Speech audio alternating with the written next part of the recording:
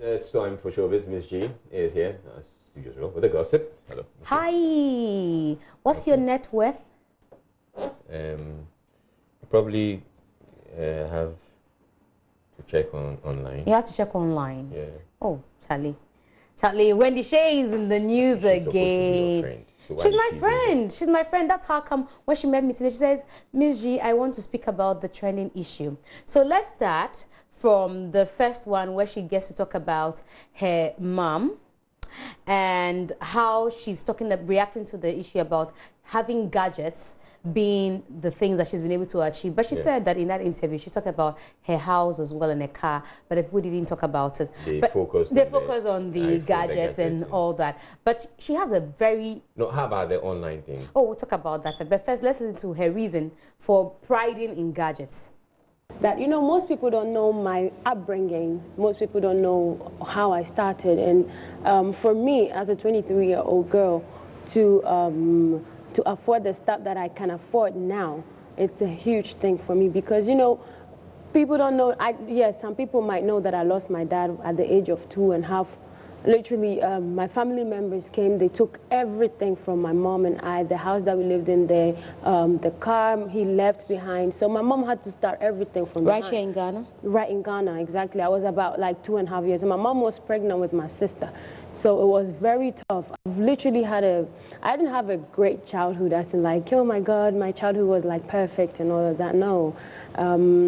My mom had to relocate to, you know, Germany, and then she hustled her way through and she came to pick me up, or my sis and I up, you know. So we relocated to Germany, and when we went to Germany, like probably some people don't know that I have a special kid as a brother. You said so. Exactly. So me being the firstborn and also somehow playing the role as a father to my, like, you know, being a partner to my mom, we kind of work, you know, hand in hand and equally, because my mom is very young.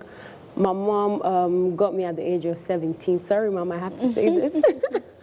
Yeah, she got me at the age of like 17.5. So I've been kind of like a sister to her. And that means everything that goes on, any decision making in the family, like my nuclear family, I kind of did it with my mom. So that means everything, when I work, I have to, you know, put something to the table to help my mom, you know, with the family, because we're 4. That means we're 5 in the family. And it's not that easy without a father out there. And people think that because you live in Germany, you have money.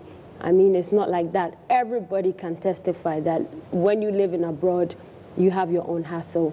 And I had my own hustle. I mean, even though I was working as a nurse, if I want to buy, like they say, they're laughing, any phone of my choice, or even let's say, you know, I already said, like let's say, okay, I want to buy a phone, a new phone, I have to get it on credit because I wouldn't have that much money to buy it all at once. Do you get it? So getting the money to buy it now as a musician feels like an achievement to you? I wouldn't say the fact that that phone is an achievement, or buying phones of my choice is an achievement, but the fact that I don't have to buy on credit because it had always been my dream. No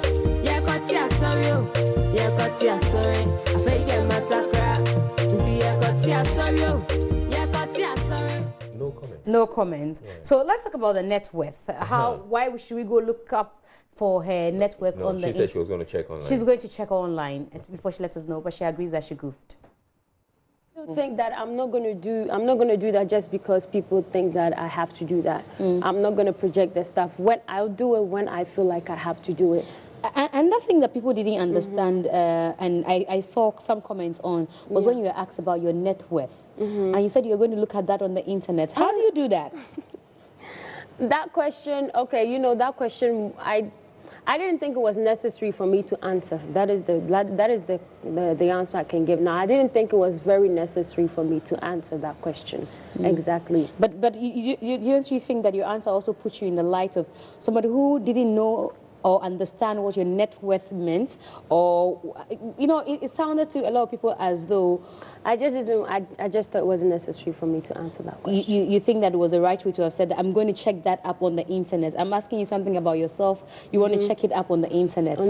I mean, stuff do sometimes happen. It happened and I just said that. But then it doesn't mean that I have to go check. I think that question itself, I didn't want to, like, it was not necessary for me to answer There that are people who question. say that you should at least stop granting interviews because sometimes in your bid to project something that is positive, the recipients, which are the audience, begin to think that either you're not cut out for the interview you're doing or you're not sure about what you're saying, and you then tend to look like, you know, you're not sure of the information you're giving out. I'm just gonna say that I'm still learning on the job, definitely. I wouldn't say that I'm perfect. I'm definitely gonna do some mistakes, but that is not the case. It has never been the case. I definitely know what I'm always saying. I know what I want to put out there. I know before I come to the interview or any interview, we do talk, my management team and we go through the questions or whatever it is before I come and answer any question. So it's not like that. It's making you even more popular, isn't it?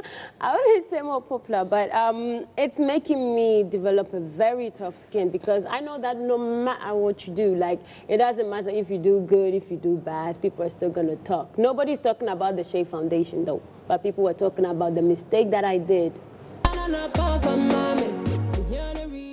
All right, so what came to mind is, you know, the last time you asked her a question, she said it was a dumb question. This time she didn't want to say it was a dumb question, so she had to say something. She said it was unnecessary. Now she says she's finding a nice way to describe questions now.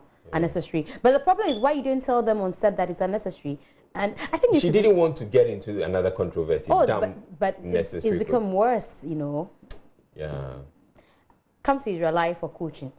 Oh, me. I just tell her she shouldn't mind them. Anyway, so there's another interesting story coming up, and it has to do with Celestine Donko. You know that she sang the song Agbebolo, and we'll be talking to the young man who she featured of Adum Instrument reality show. But she's told us a story behind that song, and it's quite one that I'm not sure. If you haven't eaten yet, please, I don't know what you should do, but this is... I was just picturing that this is the right song for this guy. Coming out of the show, not emerging as a winner, and being favored to be put on. And the lyric, the part he did was just on point. So that was just the connection. Yeah. After you heard the story, how did you feel? I was like, I was like, this is why. I've shared my testimonies in bits, but there is one particular I've never talked about because I see it as shameful, and my parents are alive and I don't want them to hear.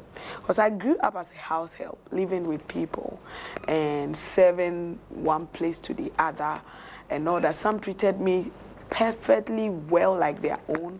Others, you know, I was a disgusting thing for them and all that. There was this bitter experience that I never spoke about. And it had to do with one person I live with in a compound house, and she already had a maid. So I was like an assistant maid. You see, it's that bad, you know, an assistant maid. And the woman left, so that assistant maid was on duty that day. And she decided that all her chores she'll make me do. You know, you see that kind of thing. All her chores she'll make me do. So I worked the whole day cleaning, mopping, washing everything, and doing her own as well.